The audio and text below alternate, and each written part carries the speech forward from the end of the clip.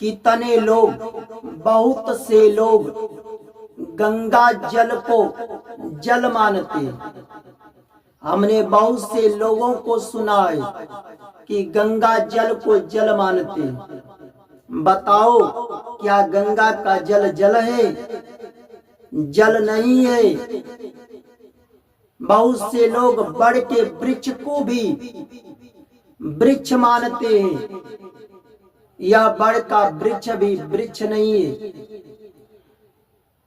People के वृक्ष को भी कितने लोग वृक्ष मानते हैं। यह पीपल का वृक्ष भी वृक्ष नहीं है। तुलसी के माला को कितने लोग माला मानते हैं।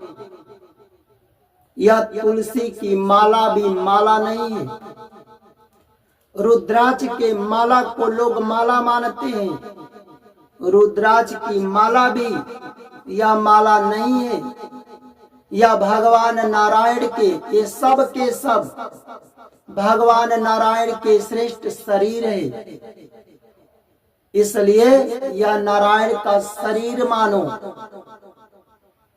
आज के बाद गंगा जल को जल मत मानना, गंगा माता मानना। देखो, कोई भी शुभ काम में, पूजा पाठ में, शादी विवाह में, कोई भी शुभ काम हो, गंगा जल का उपयोग होता है, गंगा माता का। तब जाकर वह पवित्र माना जाता है। शरीर से आत्मा निकलने के बाद भी अंतिम समय में गंगा माता का काम आता, उपयोग होता है। इसलिए सबको गंगा माता मानना चाहिए। बड़ के वृक्ष को, यह बड़ का वृक्ष वृक्ष नहीं है। यह भगवान नारायण का शरीर है।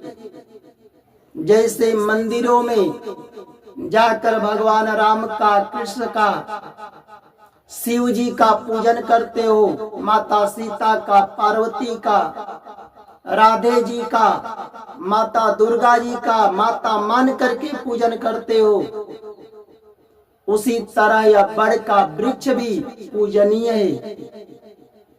नारायण का शरीर मानो, पूजनीय है। उसे शुद्ध रखो, पवित्र रखो और पूजनीय की दृष्टि से देखो, उसे पूजनीय समझो। पीपल का वृक्ष भी वृक्ष नहीं है, ये नारायण का शरीर है। इसलिए पीपल के वृक्ष को भी शुद्ध रखो, पवित्र रखो और पूजनीय की दृष्टि से देखो, पूजन भी करो। ये तुलसी का माला, बहुत से लोग माला मानते हैं। ये तुलसी का माला भी माला नहीं है। यह तुलसी माता है। जब गले में धारण करते हो, किए हो, तो इस तुलसी माता का भी सम्मान करो।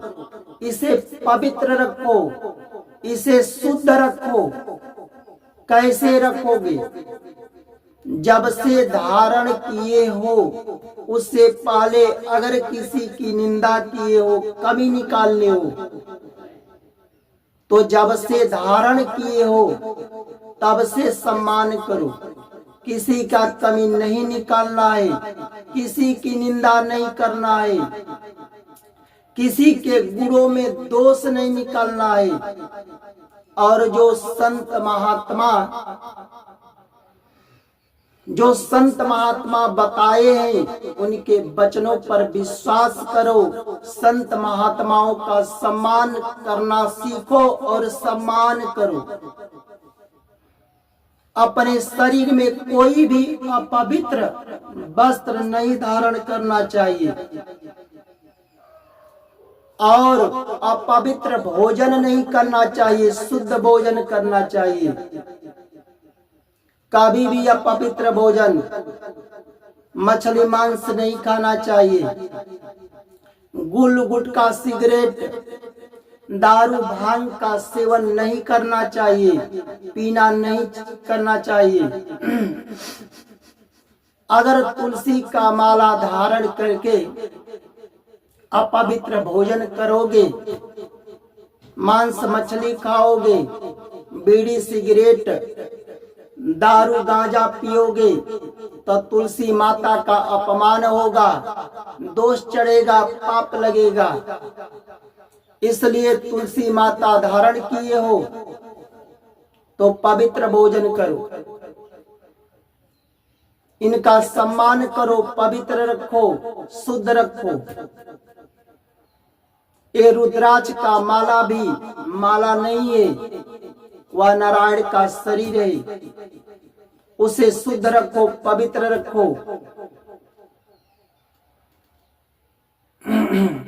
अगर कोई धर्म माने या ना माने, अगर तुम हिंदू हो, सनातन धर्म को मानते हो, सनातनी हो, तो हर व्यक्ति को, चाहे स्त्री हो या पुरुष हो, अपने गले में तुलसी का माला धारण करना चाहिए और धारण करके सम्मान करना चाहिए, पवित्र रहना चाहिए और पवित्र भोजन, शुद्ध भोजन करना चाहिए।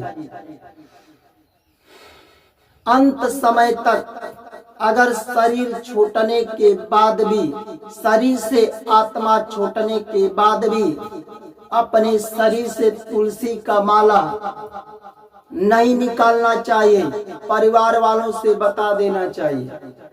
अगर उस व्यक्ति को कितना भी अवगुण है, दोष है, और उसके साथ, शरीर के साथ अगर चिता में तुलसी की माला जल जाती है, तो वह चिता भी चिता नहीं, तुलसी की चिता मानी जाती है,